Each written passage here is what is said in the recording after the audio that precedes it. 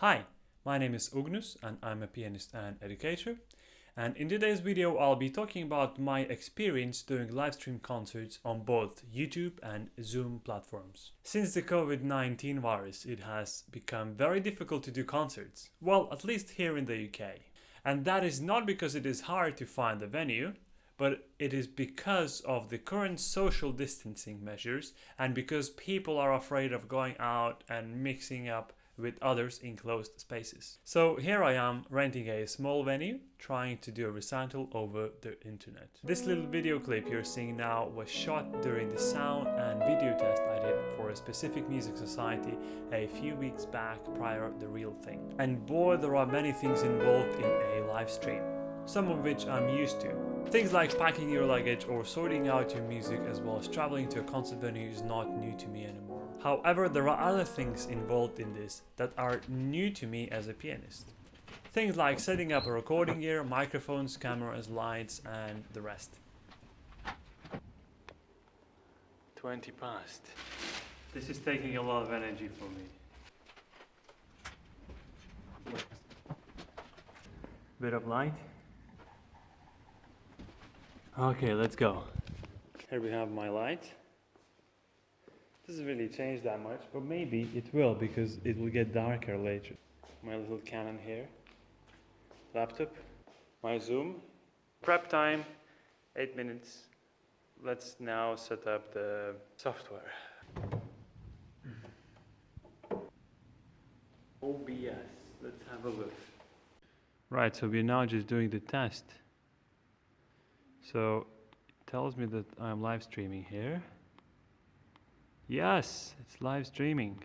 Well, this is a private link for now, for my rehearsals to check the sound and everything. And then once the sound is checked, I'm gonna get changed really quickly and then we're gonna start. I guess the sound check is a simple thing to do. The main thing here is to make sure that the quiet parts are audible while the loud ones are not peaking to the point where it starts to make that buzzing noise on the speaker.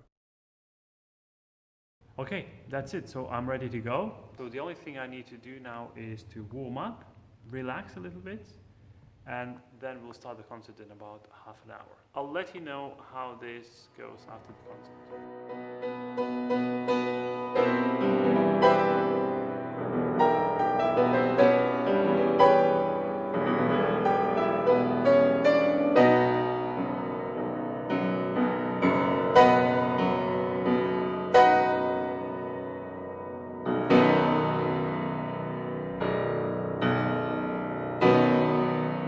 So I just finished the first recital, and what an experience this was. I accidentally deleted the link that I sent to about 40 people, and so as a result of that, the recital was late for about 15 minutes, unfortunately, because I was trying to figure it out how to set up a new link, plus to send to as many people as I can so people can join me, because the old one didn't exist anymore.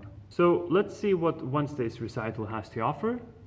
Because that one will be over Zoom conferencing call. We're gonna have a test call soon, and I have to check how to set up my Zoom properly so it's acceptable sound quality, and hopefully it's gonna be a better experience. Because we're a music club, we're trying not to be just a sort of YouTube channel. It's also about people meeting each other. It's not just about hearing the music. So we will start the meeting maybe about 10 minutes early, so people can say hello to each other. Should we hear the piano then? See how that comes out? Yep.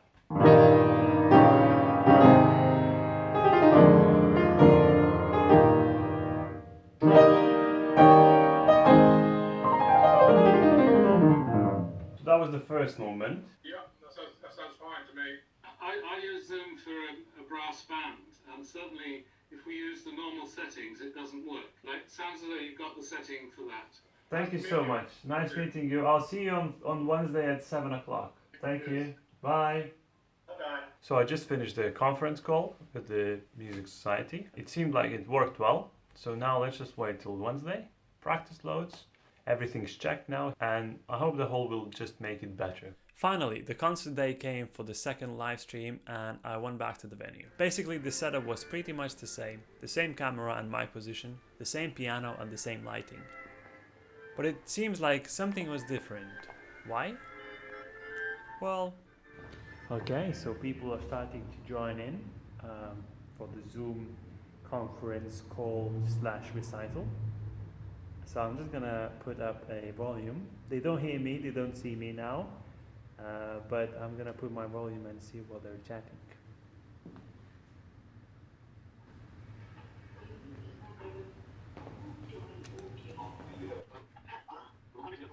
Since this live stream was over Zoom conference call, I could actually hear and see my audience. Yes, I know that some of you may think that Zoom is not really suitable for such thing as piano recitals because of the sound quality. But if you have that right equipment and set it up correctly, this can work just as well as YouTube does. And most of all, there is that sense of community, although a virtual one. But still a community of people who gathered round because of one thing, and that is music.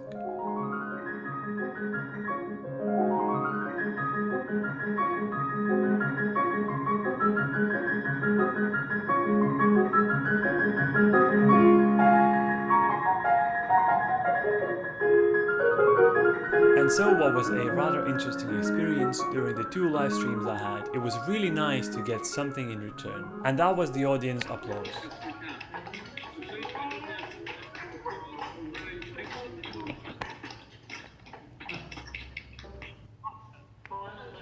And I agree with James, as he said during our Zoom test call, this is not only for the music making, but also for the community, to get together, to see each other, to chat to each other.